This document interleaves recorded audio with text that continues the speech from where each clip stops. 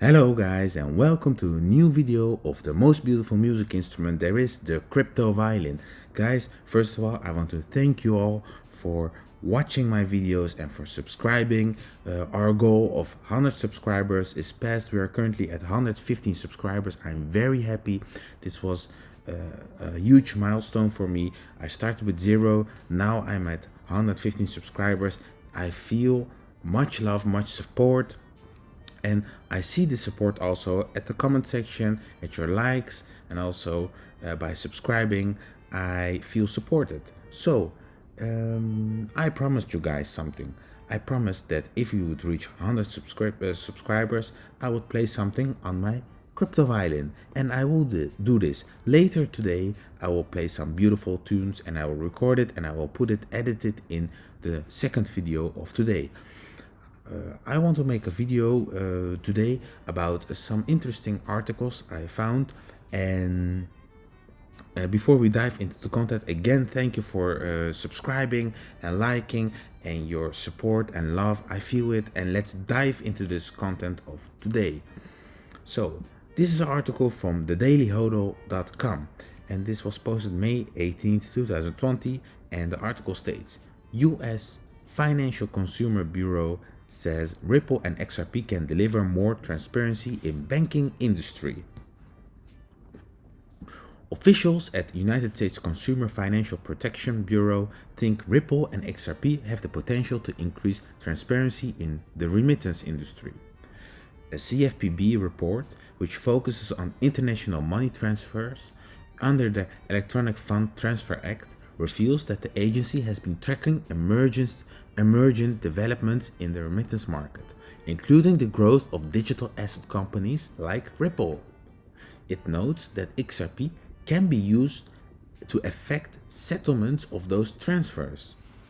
According to the report, to the degree banks and credit unions increase their reliance on closed network payment systems for sending remittance transfers and other cross-border money transfers. The Bureau notes that this could result in a greater standardization and ease by which sending institutions can know exact covered third-party fees and exchange rates. The Bureau also believes that expanded adoption of Swift's GPI product or Ripple's suite of products could similarly allow banks and credit unions to know the exact final amount that recipients of remittance transfers will receive before they are sent. What we read in this report is very interesting. In the first part, US Financial Consumer Bureau is suggesting that banks and credit unions have increased their interest in closed network payment systems, and they tell us also that it gives much more transparency, those products. Above this all, in the second part of the report, the US Financial Consumer Bureau is actually comparing Swift with Ripple's products. So they're compared, they're called in one sentence. So you read it here. The Bureau also believes that expanded adoption of Swift's GPI product or Ripple's suite of products could similarly allow banks and credit unions to know the exact final amount that recipients of remittance transfer will receive before they are sent. So it's very positive. And because they're called in one sentence and they're compared at each other, we will compare them. And well, we find out that Swift is trying their best to develop their Asian technology that's like over 40 years old. They're trying to develop it, and actually I read articles where they also told us that it's now faster, Swift's transfers. It's faster and cheaper, but it cannot compete with the Ferrari guys. It cannot compete with Ripple. It cannot compete with XRP, the greatest digital asset ever created. So when the US Financial Consumer Bureau is really comparing Swift's GPI product or Ripple's products like on-demand liquidity and XRP, then they will find out which one is the superior product. 4,000 The Bureau received a record-breaking 42,774 complaints last month only regarding banks and lenders, according to the report from The Hill, which is a 15% increase compared to 36,690 complaints in March. The surge in complaints tracks with COVID-19's devastating impact on the economy. The Hill is providing us with actually this number, 42,774 complaints only last month, guys. We know that these complaints are only because of how slow the money sending institutions are right now, and the payments, and that it's not trackable, and that there are lots of things that can go wrong. And XRP is the superior product that has not had a single complaint ever in their lifetime. Not a single error, not a single transfer error yet. Guys, it will not have, because it's a superior product. Guys, that was this article. I suggest you read it because I will post it in the description below my video. And let's get into the next article. This is from cryptonewsflash.com. Report: Ethereum users switch to Ripple, they mean XRP, as a medium of exchange.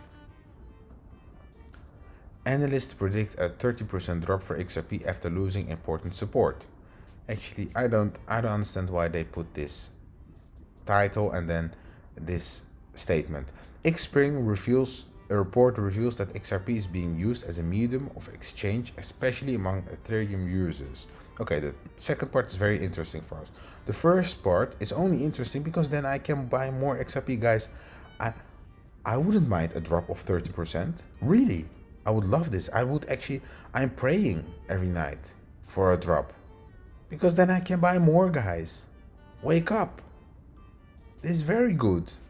So, we read further. Ethereum and XRP correlation for value transfers. On the other hand, an Xspring report reveals the predominant use case of XRP. According to the report, the digital asset has found adoption by users of Bitcoin and Ethereum, especially those of the latter, to make balance transfers in exchanges.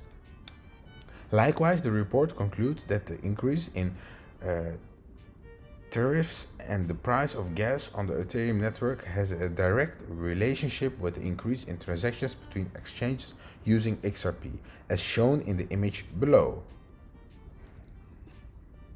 So, when Ethereum cost per transaction is higher, there are also more XRP cross-exchange transactions. Actually, this picture doesn't say much to me, but what this article means actually is that it's so expensive to send Bitcoin and send Ethereum that even Ethereum and Bitcoin traders and holders are switching to XRP to send it between their exchanges, because it's so cheap and fast. And guys, I dare you to go to your exchange and try to send XRP from one exchange to another exchange, if you have multiple wallets and other exchanges, of course, and see it for yourself. When you transfer XRP, it's just a matter of a couple minutes. Of course, the exchange needs also to verify it, that's why.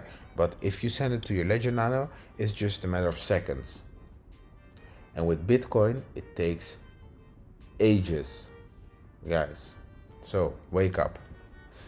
Let's get to the last video of today. This is a very interesting video. I want to show you this. So let's first watch it and then I will talk about it. This is an interview where the SEC chairman Jay Clayton is asked a couple questions about whether Bitcoin and altcoins are securities or not. And the answer is very interesting, guys. The way he reacts is also interesting. The way he dodges the questions are interesting. Let's watch. So there's a lot in that area. Let me start with the technology, distributed ledger technology. Incredible promise. it can drive efficiencies not only in the financial markets, but in a lot of markets. Fine. Two areas in the financial markets where distributed ledger technology has come to the fore. Cryptocurrencies. These are replacements for sovereign currencies, replace the dollar, the yen, the euro with Bitcoin. That type of currency is not a security. Let me turn to what's a security. A token, a digital asset where I give you my money and you go off and make a venture. You have some company you want to start or something you want, and in return for me giving you my money, you say, you know what, I'm going to give you a return. Or you can get a return in the secondary market by selling your token to somebody. That is a security, and we regulate that. We regulate the offering of that security, and we regulate the trading of that security. And that. So this is old news, guys. We already knew this. They are doing this for ages now. So he will also explain further down this video that they are doing this for a very long time. So this is old news. Let's continue. That's our job, and we've been doing it for a long time. So you're saying the classic definition of security, you invest in a common enterprise with an expectation of profit. You're saying the way you look at most ICOs, they are securities. Correct. Are you planning now to make a clear statement on that? Because there seems to be a lot of confusion about whether anybody is going to get approved or not. Bob, I hope I just did. So look at this clown, not giving a clear answer. Okay, Bob is our friend. Guys, Bob just wants clear answers. Bob just wants to know one thing. Are Ethereum and Ripple, XRP, are they securities or not? Good old Bob just wants to know answers, and this clown is dodging the question over and over. Let's listen. It's a security. We're regulating it. And let me just, we've been doing this for a long. Okay, if it's a security, we're regulating it. Of course, okay. We know this. We know this, Jay. Really? You told us? Okay, we continue. And we've built a $19 trillion economy, a securities market that's the envy of the world, following these rules. If you have an ICO or a stock and you want to sell it in a private placement, follow the private placement rules. There's no secondary trading. You know, you have to do that. If you want to do an IPO with a token, come see us.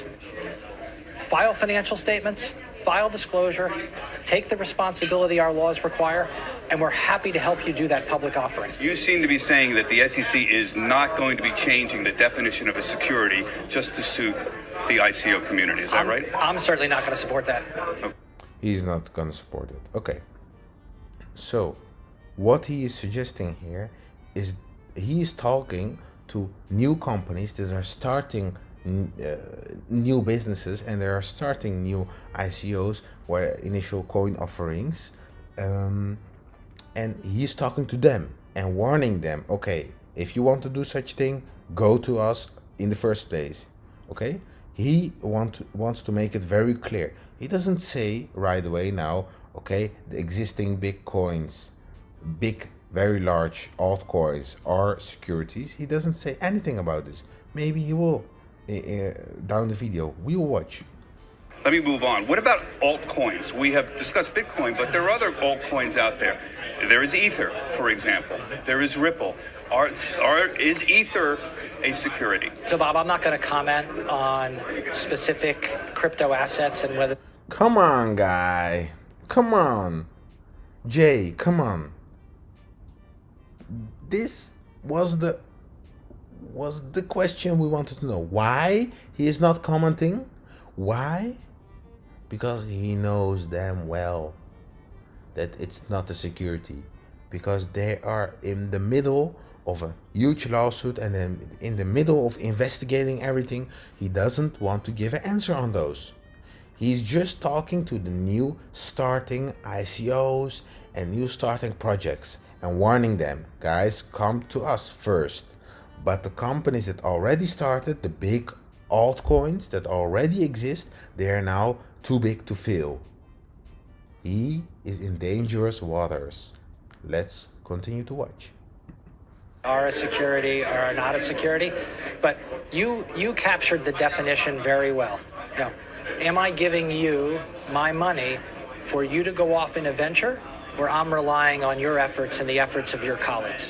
But you understand, there are lawsuits, I'm sure you know, right now, for example, over Ripple, about whether it is or is not actually a security. That's partly one of the issues here, and obviously how the SEC feels is very important. No, we are not going to do any violence to the traditional definition of a security, which has worked well for a long time, and I believe will continue to work well. Is it possible the SEC might say these were securities at one time and no longer are because they're not centrally controlled, for example? That's a very good question. That's a very interesting question. Thank you, Bob, for this question, because it can really be at the point where he gives us a clear answer. Look, that's a question that is out there, and will be answered in the specific facts and circumstances. Look at him. He just stays 3 seconds like this. So I think his brain is making an error or calculating what to say or what not to say. So actually, it's a very nice question. Thank you, Bob. Really nice question. We'll go and watch this question again. And no longer are because they're not centrally controlled, for example? Look, that's a question that is out there. That's a question that's out there. Will be answered in the specific facts and circumstances. So guys, what did we discuss today in this video? Actually, we talked about that the US Financial Consumer Bureau is very positive about projects like Ripple and XRP and the fast settlements and the effective settlements, the cheap settlements of XRP, and is actually comparing Swift with XRP and that they're similar, very similar, but we know that Ripple's XRP is much better. So this is very positive, because if the US Financial Consumer Bureau is very positive and wants to use these closed payment networks and systems for cross-border money transfers, and they're looking for the best option, they will come to XRP. And we know already what the price of XRP will do when it fully takes over Swift. It will be $1,530 per XRP token. Easy. But only if it fully takes all the transactions that Swift currently is doing. So maybe sometime in the future this is going to happen. I don't foresee it will be in the next coming days, but of course we have the superior product, so this will happen, guys. So and then we talked about that traders like in the crypto market, they're using XRP. It has a real use case, so we don't read about the use case, but we are experiencing the use case, because all the traders, they are sending all their Bitcoins and Ethereum earnings through XRP, because it's much cheaper, it's faster. So this is a real world use case, guys. And last but not least, we talked about this video that was posted at June 6th, 2018. So it's a very old video, but still relevant, because what do we know? That the SEC says that a lot of those currencies are securities. Bitcoin is not a security, but he is not giving answers specifically about Ethereum and Ripple and XRP. He says that it is possible that it started as a security, but it developed in a centralized way, and that it's not a security right now. So what if Jay Clayton is saying this 2 years ago, 2.5 years ago, and now, right now, 2020, he's still, the SEC still didn't make a decision on whether those currencies are securities? Then we know. If it would be obvious, then we would know already. He would say it. Why wait 2 years? Okay? And I think actually these companies like Ripple, they're so big now, they're too big to fail. So just good old Jay cannot just say, I don't want this, they're securities. We are just the big old SEC and we did this over 100 years now and we will continue doing it like this. I don't think this will happen. Guys, thank you for watching all my videos. If you like the content I'm providing, please consider liking my videos and subscribing to my YouTube channel. I'm very happy. We started with 0 subscribers and now we are at 115, guys. I'm so proud. I'm so happy. Thank you all and see you in the next video. Bye.